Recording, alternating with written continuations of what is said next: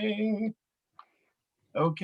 to be followed by the second verse of America. But since you don't have any words, we could do the first verse because maybe you know that. We heard it sung in its original context this weekend for Prince Philip. My country, 'tis of thee, sweet land of liberty, of thee I sing. Land where my fathers died, land of the pilgrim's pride, from every mountainside, let freedom ring. Thank you, Chuck. Sorry about the words. Okay. And now, if you will join me in the Pledge of Allegiance. Okay.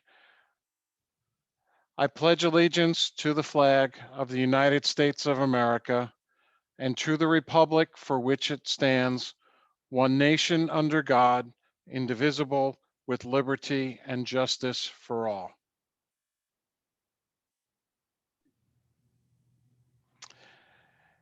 And now the Rotary four-way test.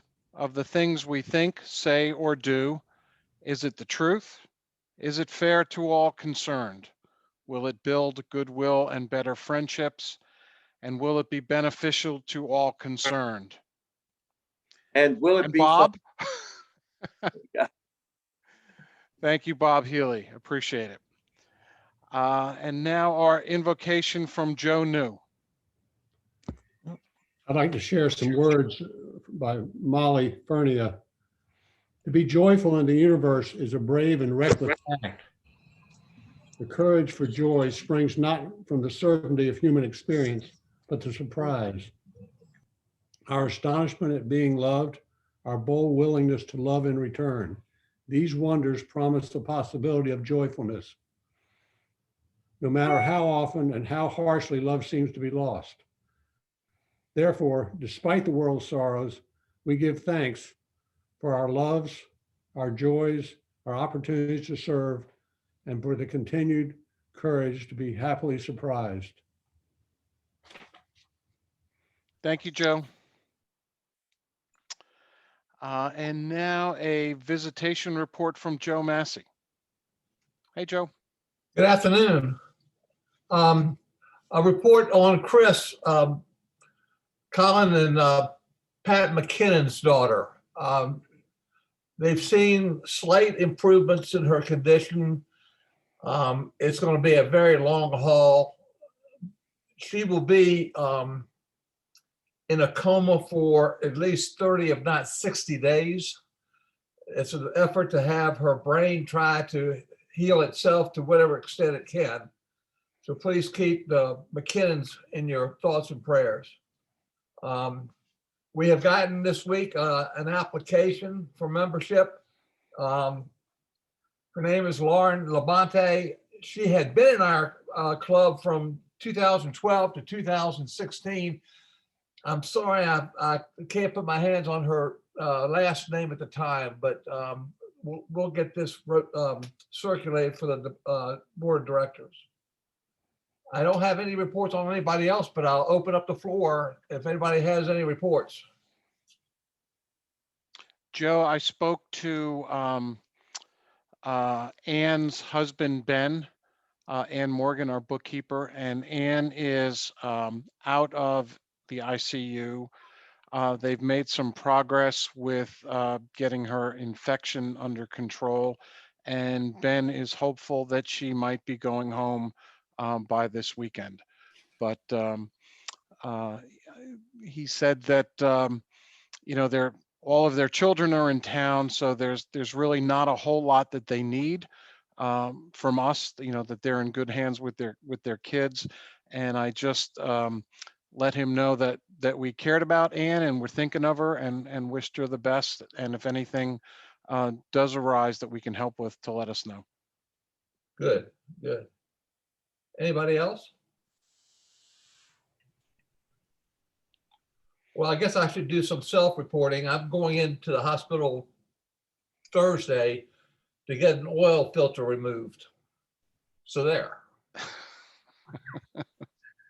I could add a little information from Colin McKinnon that he posts on the Curing Bridge, that they give a daily update on Chris's condition.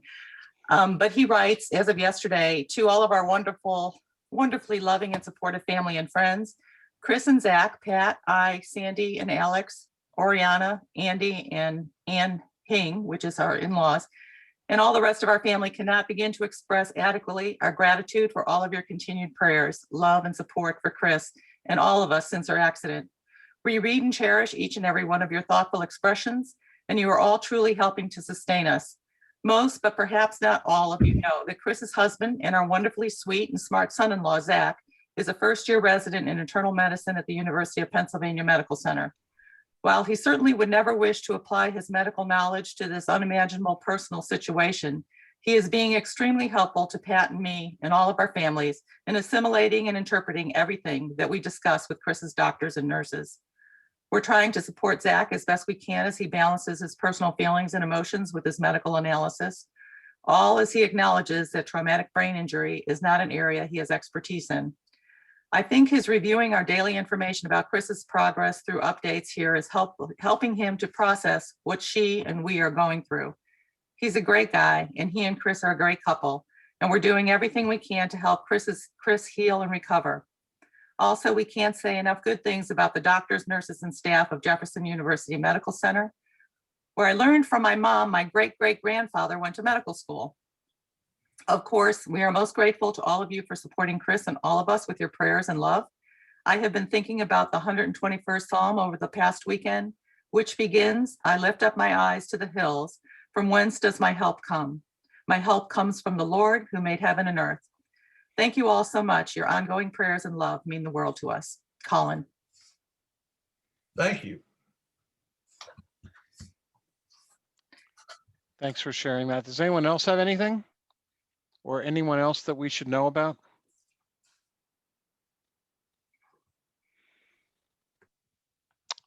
All right, well, thank you. Do we have any guests today? I think I saw one. Pamela West? Good afternoon. I am with the Norfolk Sunrise Rotary Club.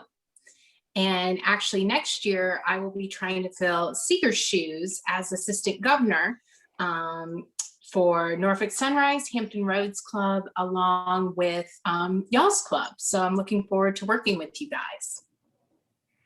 Well, welcome. Welcome to the Rotary Club of Norfolk. And we look forward to working with you next year also, especially Michael, our incoming president. Let's see, our school of the week is Suburban Park Elementary School, and our scribe for today is Diana Starkey. So thank you, Diana. Our first order of business is we have a Paul Harris Fellow to induct. Siger, would you mind taking over and granting or bestowing his initial Paul Harris Fellow on Walt Sobek? I would be delighted to. For those new members of the club or who haven't been around a long time, the Rotary Foundation was started in 1917 by Arch Klump, and it was started with the remainders of the 1917 Rotary Convention, a whopping $26.50. It has grown to over $1 billion in funds and commitments.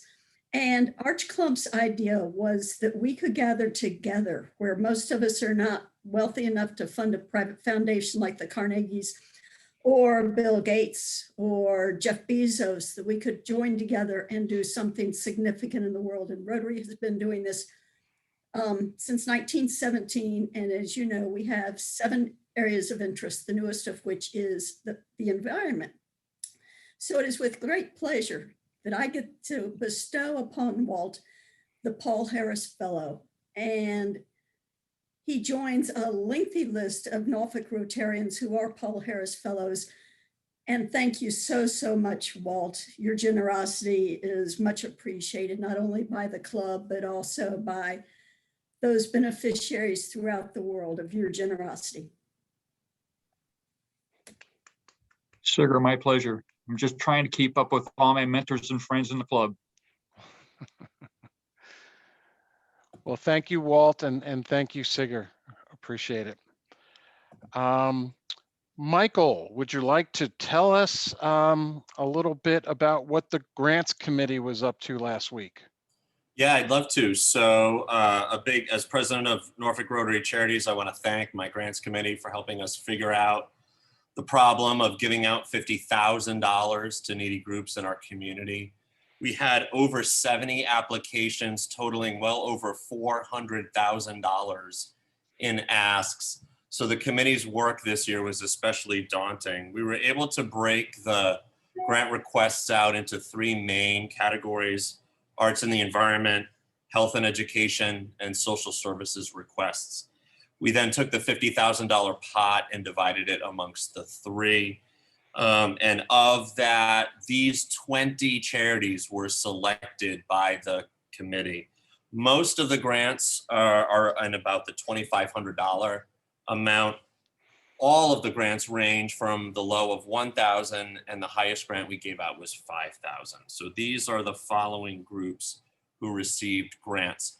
By the way, all groups will receive a letter in the mail letting them know if they applied and were not funded, as well as if they were funded, here's a check, and then we will be hand delivering some checks as well. American Red Cross of Coastal Virginia, Children's Hospital of the King's Daughters, Children's Health Investment Program, Eggleston, Friends of Norfolk's Environment, Girl Scout Council of the Colonial Coast, Girls on the Run, Greater Hampton Roads Diaper Bank, the Hermitage Museum and Gardens, Hospitality for the Homeless, Little Theater of Norfolk, Norfolk Casa, Norfolk Senior Center Prime Plus, the CHAS Foundation, the Salvation Army Hampton Roads Area Command, Tidewater Community College, Tidewater Winds, Tidewater Wooden Boat Workshop, Todd Rosenlieb Dance, and the William A. Hutton YMCA. So big round of applause for all the grant winners. Thank you all on the committee for helping us. This was a tough year this year. We spent about 2 hours deliberating last week. And that's all I have to report. Thank you, Michael. And thank you, fellow Rotarians. Your generosity throughout the years has helped make this possible. And as Michael said, you know, we were able to give away $50,000 this year during our grants program. So thank you for your efforts in making that possible. Walt Sobek, you have a couple of service opportunities coming up for us. I do. Later this week, we have an opportunity to go to the food bank. Right now, we have 5 of our Rotarians signed up with guests. We still need a few more people to volunteer, and that's from on Thursday from 9 o'clock in the morning until noon. The task we don't know yet is probably building more care packages for either children or elderly or families, one or the other. And the next opportunity after that will take place next Saturday, which is a week from Saturday, May 1st. And that's just a community service to clean up East Princess Anne Road between Granby Street and Church Street. The best place for us to meet, as I put in the announcement, is on Salter Road, which is kind of near the big parking lot bus terminal, or that used to be a bus terminal, right off of Granby Street, and where it intersects East Princess Anne.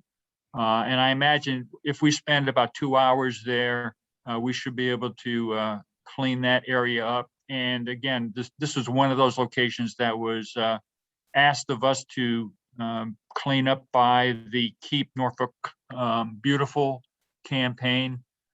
So we're kind of just falling in with what they ask us to do. And we'll have 3 more events scheduled in May, and those are already posted on the website. Thanks a lot, Walt. And I would just, for those of you who have been asking for a Saturday community service event, May 1st is your opportunity. So so just as a reminder, April 22nd, which is this coming Thursday, and then May 1st, which is a week from Saturday.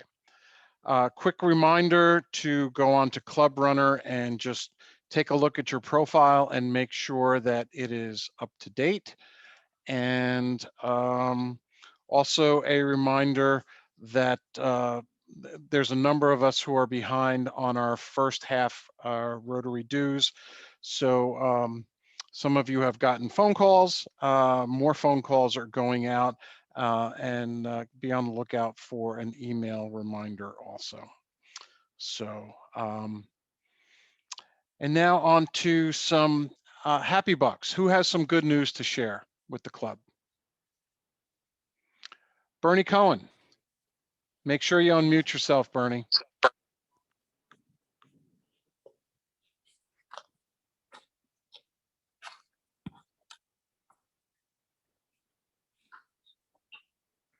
You just need to unmute yourself. Bernie, if you push the space bar and hold it, that unmutes you for a moment.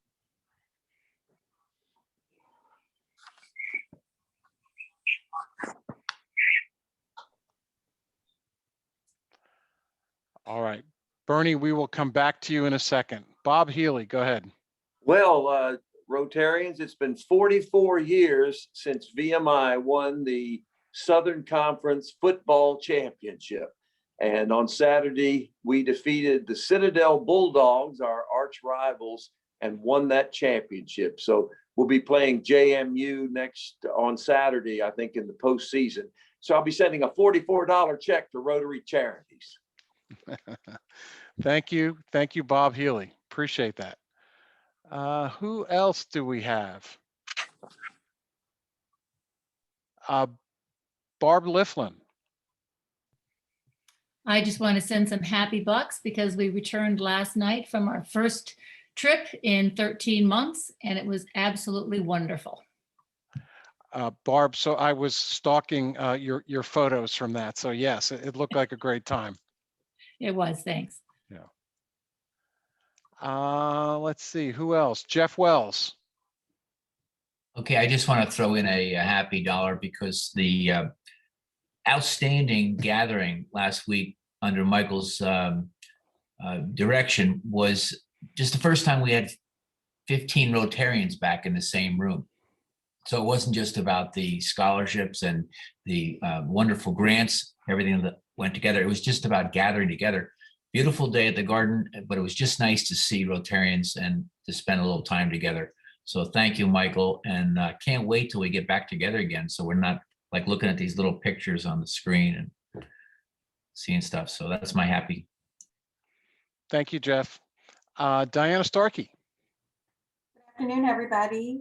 Well, I'm have lots of happy bucks because the Virginia Arts Festival is in fact having a 2021 Virginia Arts Festival season. I hope you've seen all that info.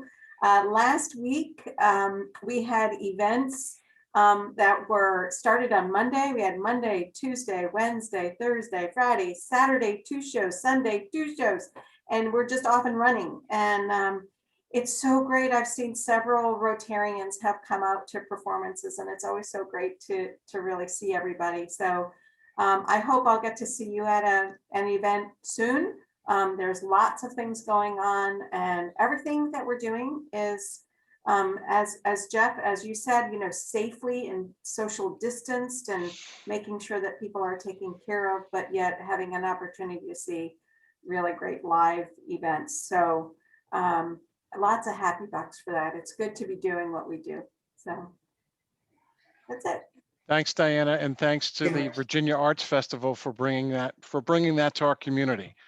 Bernie, I got you. I can hear you now, sir. Okay. Last Saturday, was a big, big event in my life.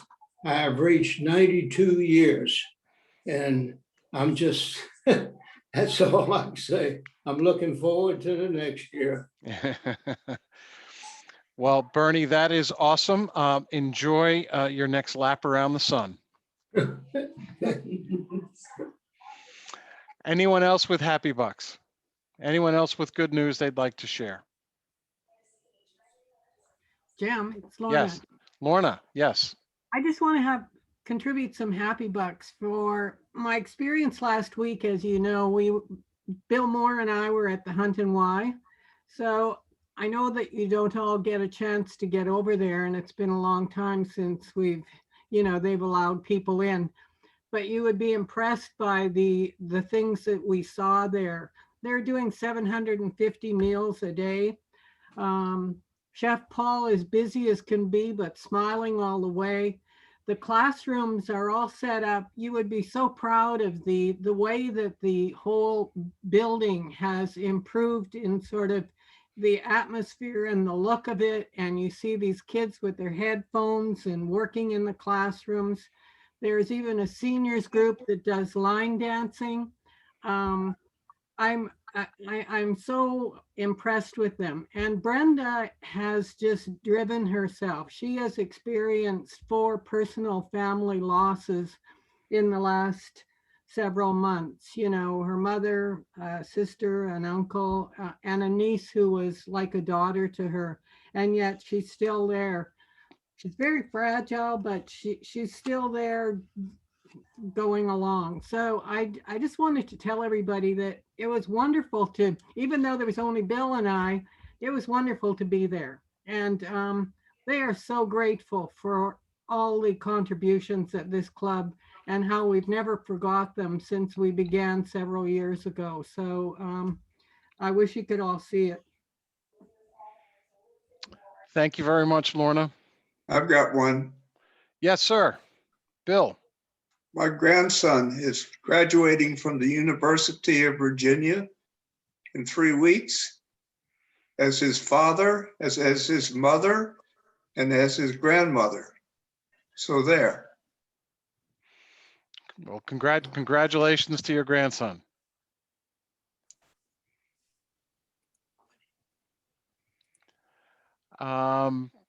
Let's see, who else? Anyone else with some happy bucks? I do. My nephew was just accepted to JMU. And I know we're very excited. And then my sister so I owe double happy bucks. My sister just spent a great time coming down to visit us here in Norfolk from Pittsburgh. And she says they're thinking even harder every time they visit to come down here permanently. So. Well, that's great, Irene. Thank you for sharing. Anyone else? Hey, Jim. Yes, sir. My daughter Meredith is, I got happy bucks for her because she's following in Pamela West's footsteps to Elon University. So we're happy about that and thrilled that she would be following the venerable Pamela West. Thank you, Chris. Anyone else?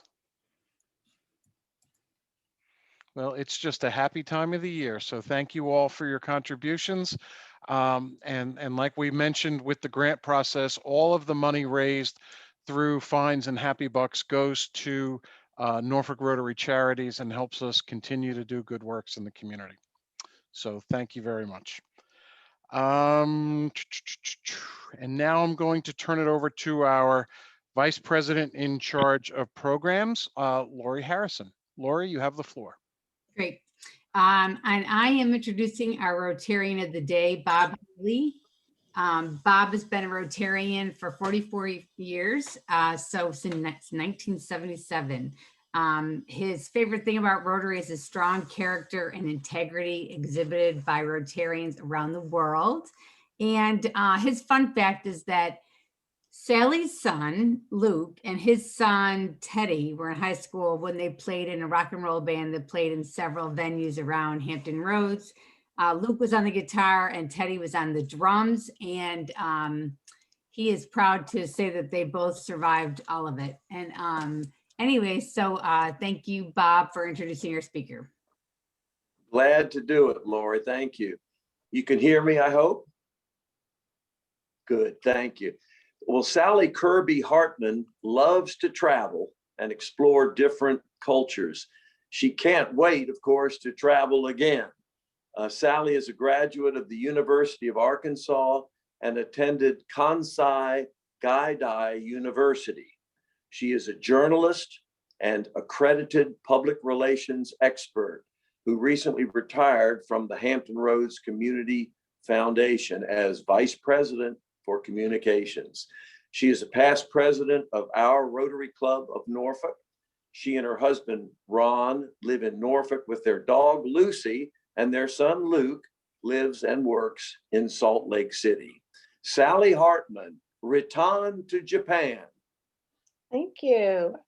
So do I just share screen? Is that what I'm doing, Jim? Yes. All right. And okay, I see my desktop, but I don't see my PowerPoint. Why do I not? Files?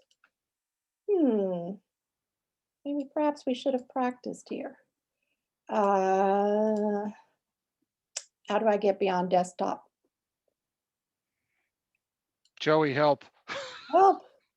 I mean, I can share my deck and I can pick desktop. There you go. Okay. Do I then just put it? No.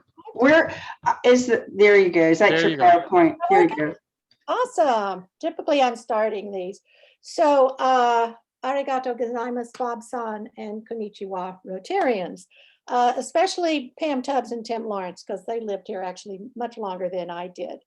And thank you for letting me go on a little trip down memory lane to one of my favorite places. And I'll take you in the Wayback Machine, since the borders to Japan are closed, as are many countries to us now. But when I was 22, I did the bravest thing I ever did. I went to live in Japan, where I didn't speak the language and I didn't know anybody. I had won a scholarship to go and to live with this lovely family. You see a much younger version of me with, on the left, the Matsumoto family. And Toshio the dad, Natsuko the mom, and the cute little 6-year-old identical twins, Mickey and Miho. And then many decades later, I had the opportunity to go back and take my own family, my husband Ron, my son Luke, to be with the Matsumoto family again and to go to the exact same places I had been. So you see Toshio the dad, Natsuko the mom on the right, the grown-up twins, Mickey and Miho, and 2 of their 3 children. So I never really thought about going there, but I did always have this doll in my room because my Aunt Catherine had lived in Japan and always talked about it. So maybe that was what inspired me when I was a senior at the University of Arkansas, and I was editing the student newspaper, and I put this article in that said they were looking for exchange students to go to Japan. And in February of 1976, I didn't really know what I was going to do after graduation. So this looked as good as anything. I thought, well, I'll apply, probably won't get it, but in the way the world sometimes works, I did. So even though I think I'd been on a plane like maybe twice in my life, off I went for a semester studying at Kansai Gaidai. It was a University of Foreign Studies in Hirakata. And just was a wonderful experience. I'm so glad I took that chance and went. And I like this quote from Mrs. Tanimoto, who was the president of the university when I was there, because it reminds me of Rotary. It talks about, you know, if we just get to know people from different cultures and countries better, you know, we can make the world a better place. So the Kansai region is down here where you see Kyoto and Osaka. It's a very historic area. It's very beautiful. And there's just lots of shrines and temples. You know, the culture there dates to 700 AD. So that's considered where the start of Japanese civilization began. Kyoto is an ancient capital. It's very populous. There's 22 million people who live there now. And Nintendo was founded there as a game company in 1898. Panasonic and Sumitomo are headquartered there, and a lot of our lithium batteries come from this area. So I was among about 40 students from the United States and Canada. We were there to help the Japanese students improve their English language, learn about our culture, and for us to learn their language and learn their culture. We had a week in a dorm where it was just the students who were from our country and Canada. Most of them were like me, one person from each university, although there was a fairly large group from Furman University. And so we had kind of a crash course in language and how do you assimilate into a culture that's very different from where you grew up. We learned just sort of the basics of Japanese life, did some field trips. And then we had a semester of study where we took courses in Japanese art, history, language. And my favorite was actually psychology, because it was probably the first time in my life it dawned on me that people who maybe grew up differently from me might see things differently. We weren't all the same. We did lots of learning and photos, and photography was very different back then. We were all toting big old Nikon cameras, worrying about aperture and shutter speed. We had rolls of 12, 24, 36. You didn't know what you shot. We did not take selfies, except this one was, we had found a mirror on a roadside when we were on some kind of a bike ride. We did not take pictures of food like we do now, although this is my one picture I found of two of my classmates eating rice the proper Japanese way. And I did everything on slides. I'm not sure why, but I appreciate this opportunity to have gone through boxes and boxes of slides I had not looked at in decades, and realized that most of them were pictures of trees or buildings, not so much of people. So I was able to call them out and then to digitize some of the ones I wanted to keep. I also realized I thought I was a really good photographer, and apparently I was not. I got to live with this awesome family, the Matsumotos. So after a week, we moved in with them. I was actually their second exchange student. They went on to have more than 15. They wanted the children to learn English and to meet people from other countries. The parents also wanted to learn more. And they just made me feel really welcome and part of the family.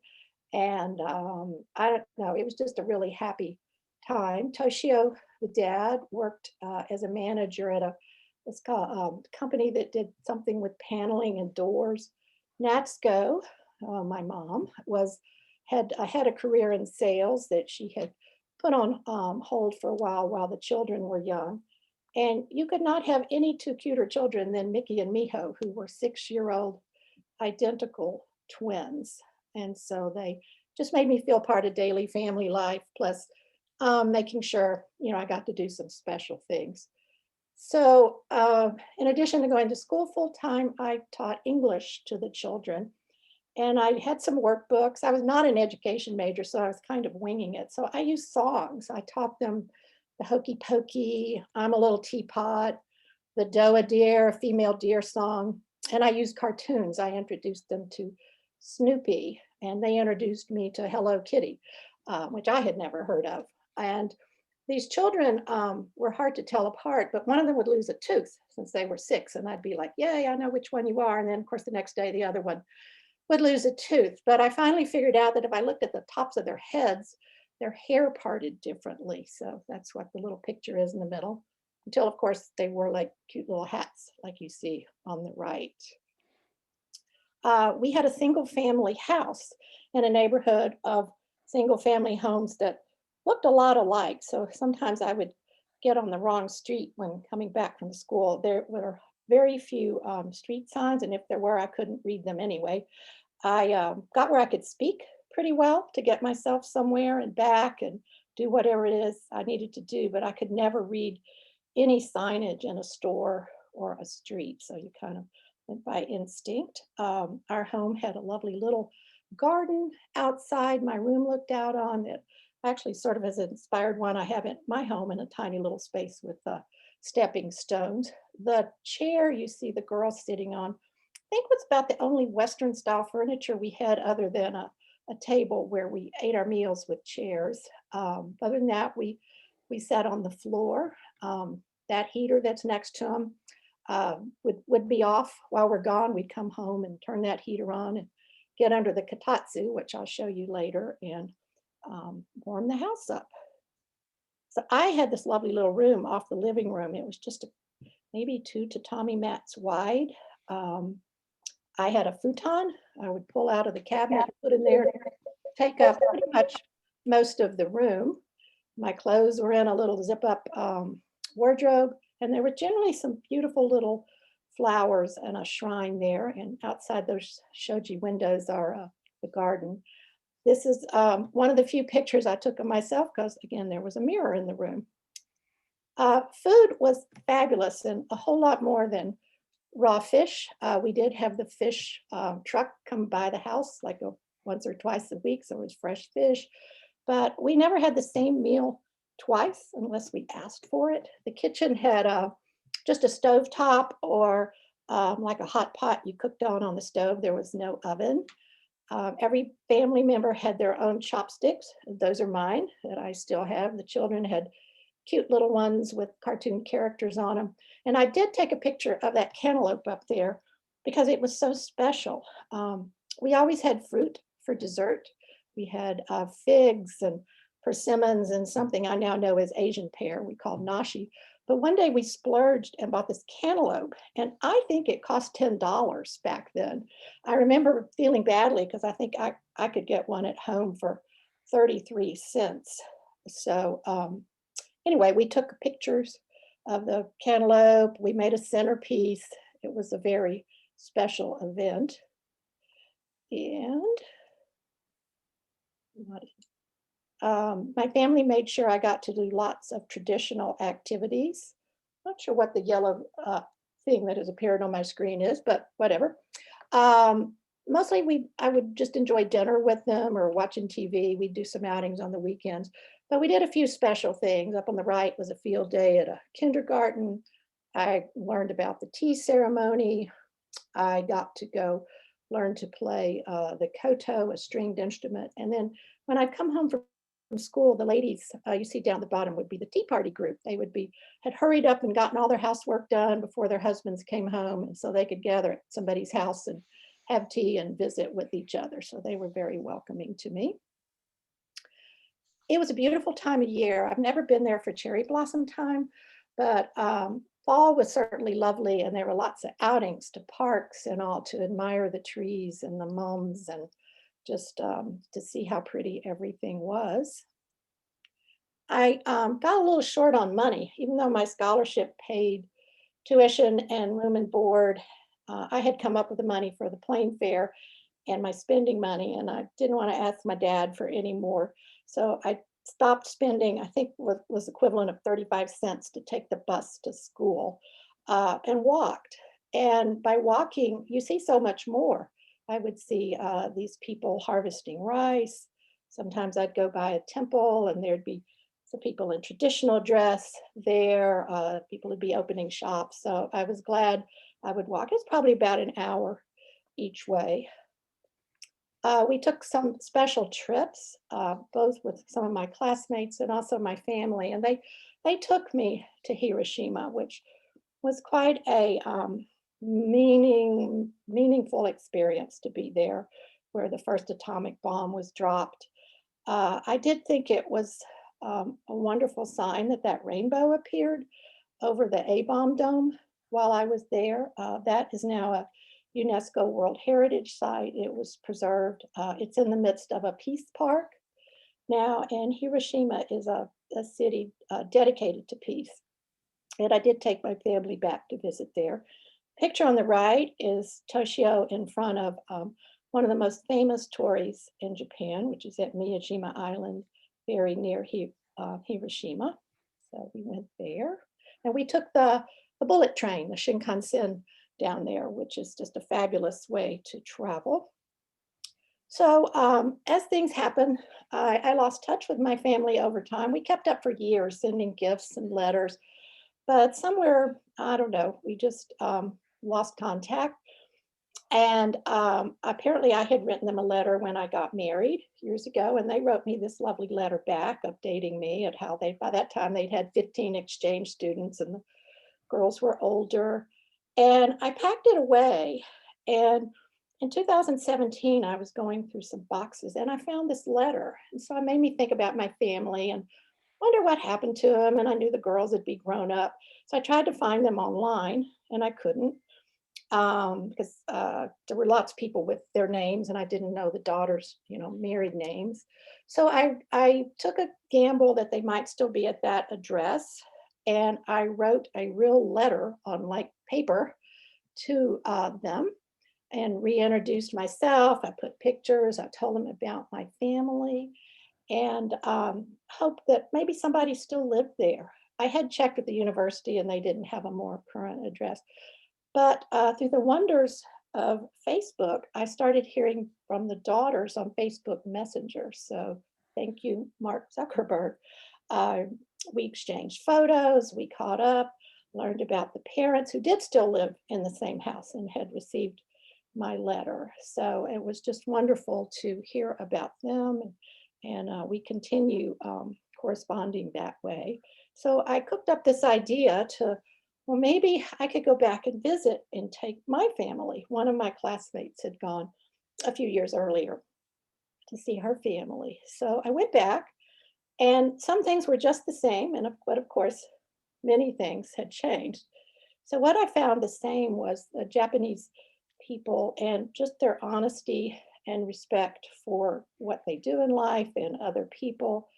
We rented a traditional house in Kyoto and the family across the street would probably leave 5 bicycles out front unlocked. And I remember asking, like, aren't you afraid someone will steal them? And they're like, why would anybody steal our bicycles? They're ours. I mean, I thought, well, that's lovely. Wish it was that way here. There's just great respect for people's jobs, whatever they do. You could be a clerk in a convenience store, or maybe cleaning the up at the train station, but you've got a spiffy uniform and a great pride in your job that you do.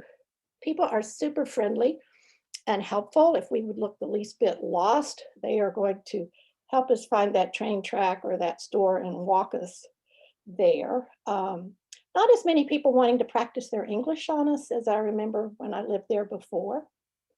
There's still just a love of beauty and simplicity and nature. And the historic sites, well, they're the same. So the photo on the left where I'm wearing the lovely orange pants is at Osaka Castle on the first outing I went on with my family. And the photo on the right where I appear to be a much larger person is also at Osaka Castle on the first place we visited with my family. The castle looks the same. I look a little bit different. The Matsumoto daughters can still sing those songs. I taught them and they still love Snoopy. I get lots of Snoopy emojis and they're always have a great love of Snoopy. So those things were the same. There's my lovely family again. One of the daughters works at Kansai and the other is a nurse now. So I was happy we got to visit at their home, the parents' home one day. So that was super nice. There's some of the friendly people we met. People still, if you take their picture, they're going to give you the peace sign. It's just, it was that way when I lived there. Up at the top left is a very friendly taxi driver. I don't know if Uber and Lyft have gotten there yet, but sometimes we'd end up in a taxi.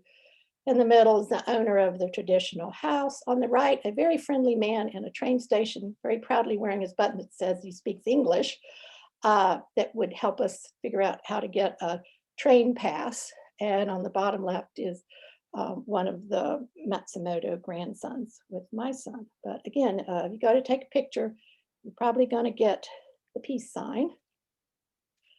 Historic sites, I went many of the same places I did before, the Golden Palace, the giant Buddha in Nara. The history goes back so far. These are very well-revered sites.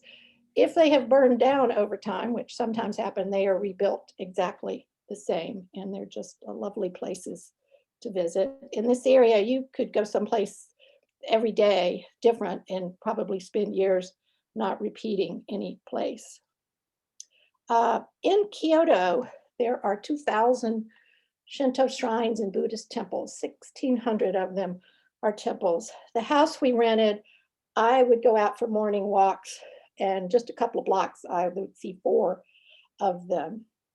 The orange tories on the right are of the Shinto religion, which is the native religion in Japan, where there are 8 million gods in nature. They're in trees, they're in rocks, flowers. There is a shrine dedicated to the god of hair. If you would like to have more hair or more beautiful hair, you might go pray to that god. There's another one for if you're a performer and you want to have a good performance. Once you cross past the orange tories, you're in the land of the gods, and they're very reverent, quiet, beautiful spaces where you can leave your wishes. On the left are the Buddhist temples, which also, once you cross in, you're in a special, very peaceful world. We took a walking tour, and our guide there is showing us how to properly ask for a blessing, which you would clap your hands, ring a bell, put some money in a box, make your wish. These shrines and temples often have really gorgeous gardens, and they're everywhere. For an area that's got so many people, you find these lovely, lovely spots and little touches. Like, I love this little rock in the middle that's wrapped up like a package and left on the walkway. On the left, we stayed in Osaka, in a bustling area. I would say it's like Times Square, but you would go around the corner and find something beautiful like that little garden there. The deer in Nara and Miyajima are the offspring of the same deer when I visited. They're tame like dogs, just hanging around, hoping you give them some food and just wandering. You know, they're not fenced in or anything. That's just their home and what they do. And the transportation, it is hard to beat Japanese transportation. That photo up at the top left of the bullet train, or the Shinkansen, I actually took in the 70s. It looks so sleek and modern. It goes up to 320 miles per hour. I think the one we took from Osaka to Hiroshima and back was just a mere 188 miles, but they're very efficient. You buy a ticket, they run all the time. The middle is a commuter train that goes between Kyoto and Osaka, and Hirakata City is right in the middle. And I remember being very grateful when I was a student to learn it went in a big circle, so I couldn't get too lost. There is more English signage now that we can read. But people on the trains, even if they're crowded, they're not pushing or shoving. They're very quiet. People are not talking. They are not on their phones. They are not eating anything. They are not drinking anything. We're just very respectful of our transportation. It runs on time, as do the buses. So we traveled a lot by that when we weren't walking. And probably the smartest thing I did was knowing our Japan Airlines flight was, after 12 hours, was going to arrive late at night, and we had to go through immigration, was to hire that man on the right to greet us with a sign with our name on it and take us to our hotel, so we didn't have to figure it out. Leaving the country, we were perfectly comfortable getting on a train to the airport and figuring it out ourselves.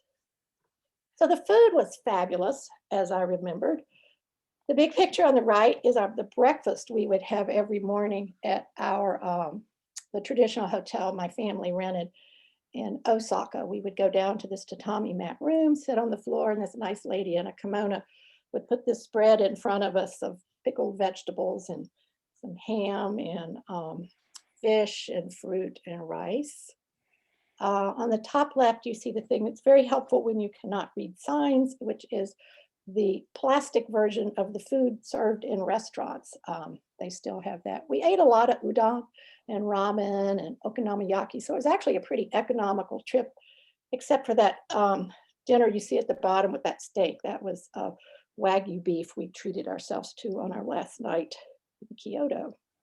But the food's just beautifully presented and with just great care. Our family treated us to a dinner And one night in a restaurant, which was lovely, we exchanged gifts and reminisced. They sang the songs I had taught them. And I loved that Toshio wore that sweater with the American flag on it for me. We tried to stay in traditional rooms. On the right, you see the futons in the little traditional hotel we rented in Osaka. Had the same in the house we rented in Kyoto. Entry hall for your shoes. And my favorite Japanese home furnishing is the kotatsu. That is in colder months, you convert the coffee table.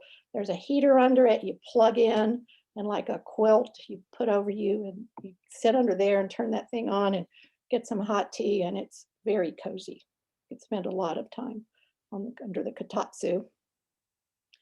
When I lived there, the only holiday we had was Thanksgiving, which was our holiday. And I remember treating our family to Thanksgiving, where we mashed potatoes with a hammer because we couldn't find anything else. But going back, it was Christmas, which is not a big holiday in Japan. But we did encounter on Christmas Eve a Baptist church group in choir robes and Santa hats singing Silent Night. So I'll see if this will work. Maybe. Or maybe not. Don't know. Well, anyway, they're singing Silent Night, which was kind of nice. I thought the Santa hats were a lovely touch. New Year's is a big holiday there. You go see your family. All the stores closed down for days. People visit shrines and temples and make wishes for the new year. And then afterwards, you have what I enjoyed were lucky bags, where the stores take merchandise that hadn't sold and put it in bags. You don't know what you get, but it costs a lot less than if you had bought it individually. Oh, there's the singers.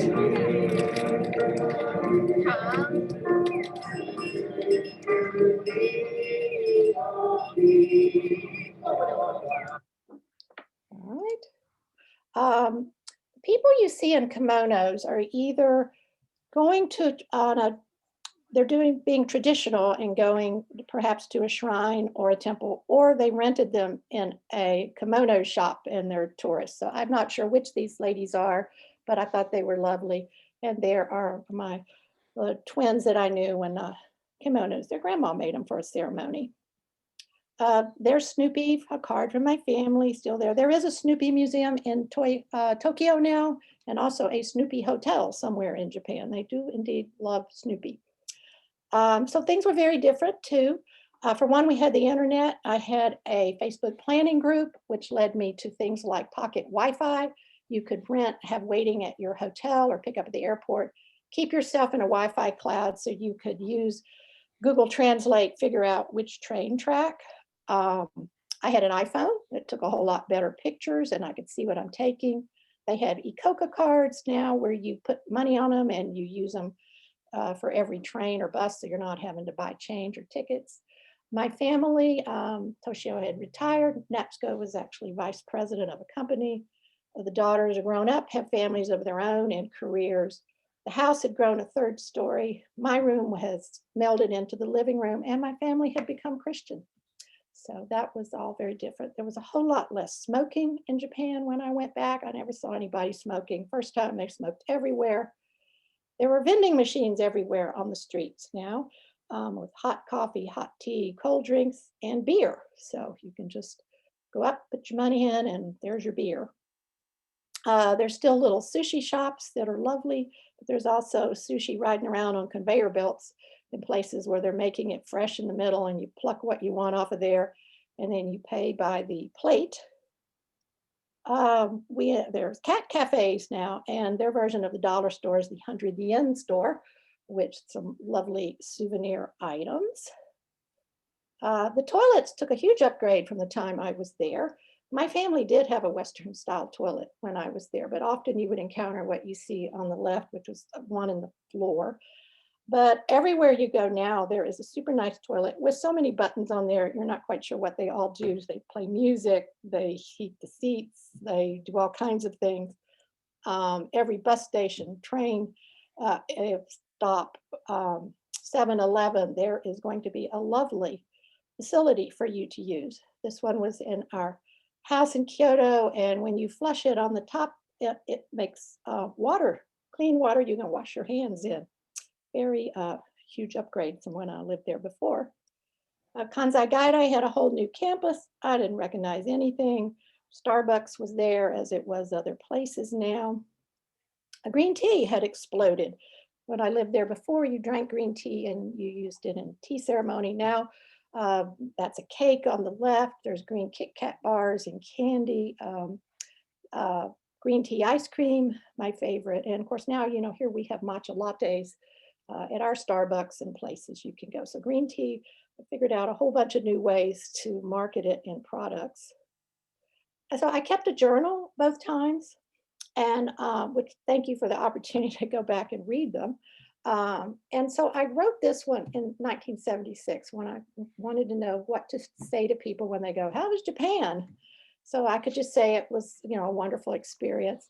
And then I went on to describe, you know, what meant a lot to me, which was my warm, happy family, snuggling down in my futon, quiet beauty of the moss temple, all the people who listened to my pidgin Japanese, pretended they understood and helped me when I was lost, ancient beauty of Kyoto, the refined simplicity of the tea ceremony, curious pointing children, the rainbow at Hiroshima, crowded trains, strange food, and warm people. If I was writing that now, I would have said delicious food. My last part of my journal was really a wish to go back with my own family, which I had forgotten I ever wrote that, but that was what I got to do, go back with my family and see my other family. So I'm thrilled that we did it when we did, because we certainly wouldn't be going down. We're standing in front of that same famous torii at Miyajima that I had a picture earlier of my Japanese father. And so my little advice to anybody, since we're all stuck here, is travel while you can. If you can visit foreign countries and learn about their culture, it's a great thing to do. Have people come stay with you. I have had Japanese students we've had at our home through our Sister City program. And if you've got young people in your life, have them take those opportunities to go, because they don't come around again to go once you. I remember being in this huge hurry to go get a career going, and I'm like, gosh, I wish I'd stayed. And keep in touch with people. It's really easy now with the internet to find people. You can visit Japan virtually. I took some tours the other day since I'd never seen the cherry and plum blossoms through, it's called heigo.com. They're free. They have them all over the world, but there are 4 cities in Japan. And we will be learning more because the Olympics are in Japan this year. So hopefully, even though there won't be foreign visitors, hopefully they'll do all of the cultural programs they usually do with the Olympics when you go to a different country. The Prime Minister was just here visiting our president, and then that Japanese golfer won the Masters, so I've got to be super happy about that. So arigato gozaimasu. Thank you for indulging me in kind of a retro look at something I thoroughly enjoyed. That's it. Well, thank you, Sally. We really appreciate it. Who's got some questions for Sally? I have a question. Go ahead, Lori. Who provided the scholarships? What organization brought you to Japan? So my university and Kansai Gaidai had a direct exchange. Kansai Gaidai was sending a student over actually to stay both semesters, and my university sent one for each one. So I'm assuming it was my university. So I just had to do plane fare and spending money.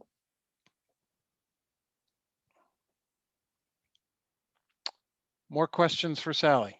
Looking.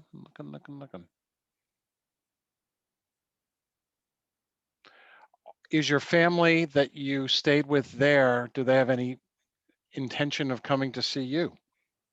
I wish they would. The invitation is always there. During the period where we'd lost track of each other, they did come to the United States and visit some of the other students that they had, mostly on the ones that were on the West Coast. But I think they have been to the Grand Canyon, and I know they've been to at least to Hawaii. Mm-hmm. So, but I do hope they come. I've told them, you know, send your children, send whoever. You know, I would like to just reciprocate the hospitality that was shown to me.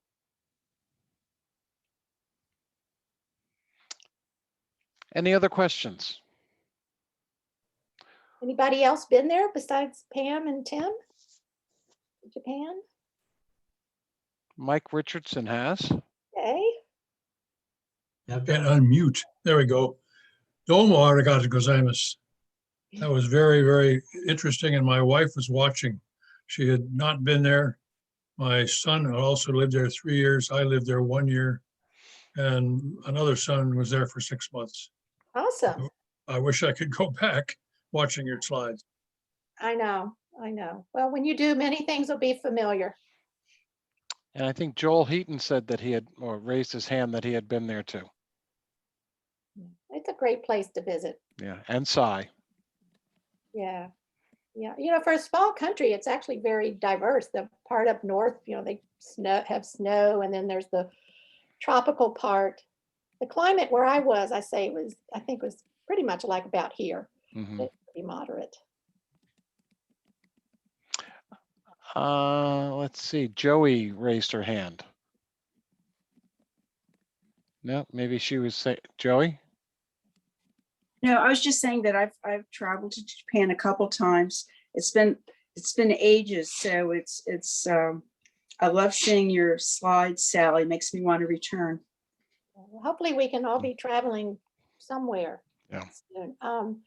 I was looking the other day. I think they're just now doing vaccines of their oldest population. So, well, I don't think COVID hit them as badly as here, though.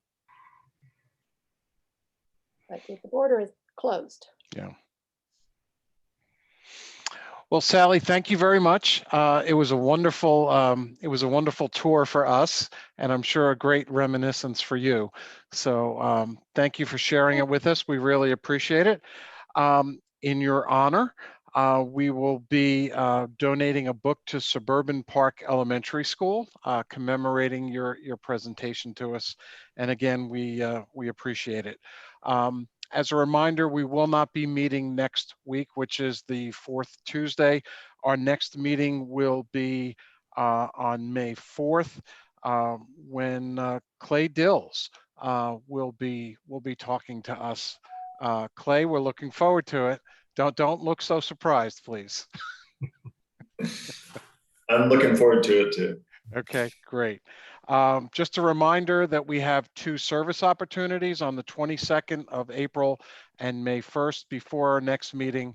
So, please consider participating in those.